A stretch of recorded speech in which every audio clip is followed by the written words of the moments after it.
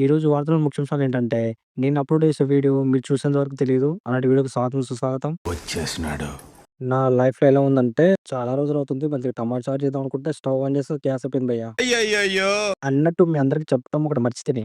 చెప్పు. ఇలా ఉన్న నన్ను ఇలా తయారు చేసిన కటింగ్ షాప్ అన్నకి తుంబ థాంక్స్.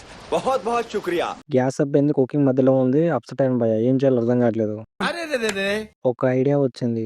రైస్ కుక్కర్‌లో టమాటా చారు చేద్దామని ఫిక్స్ అయిపోయాను. బా ఏం వాడకవయ్యా! ఇప్పుడు మీ అందరికి టమాటా చారు ఎలా చేయబోతున్నానో చెప్తాను వినండి. వినండిరా, మీరందరూ వినండి. మంచి పండు లాంటి టమాటాలని మంచిగా కడుక్కొని 4 ముక్కలు చేసి రైస్ కుక్కర్‌లో నూనె చుక్కేసి ఇలా ఉడకబెట్టుకోవాలి. టమాటాలు అడుగంటకుండా అదే మాడకుండా అప్పుడప్పుడు ఇలా కలుపుతూ ఉండాలి.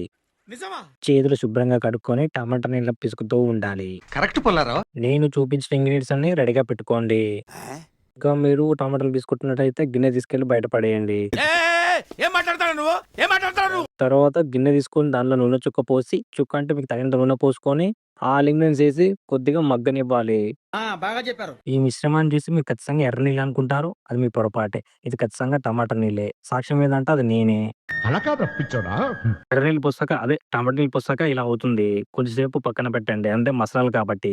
ఇది రియలైజేషన్. టమాటా చారు మంచిగా టేస్ట్ రావాలంటే ఆ రెసిపీ చూసి ట్రై చేయండి. నా సజెషన్ ఏంటంటే టమాటా చారు రోజు తాగుతాయి. తెల్లవాళ్ళు ఒకటే. ఫైనల్ గా టమాటా చారు ఈ టెక్స్చర్ లో రావాలి. మిరియాలు, ధనియాలు అన్ని కలిపేసేయండి. ఆరోగ్యం చాలా మంచిది. సూపర్ అయ్యా. మోరల్ ఆఫ్ ద స్టోరీ ఏంటంటే నువ్వు ఎన్ని మాటలు చెప్పినా చేతుల్లో మాత్రం అస్సలు సూట్ కావు కొన్ని విషయాలు. థాంక్స్ నమస్తే.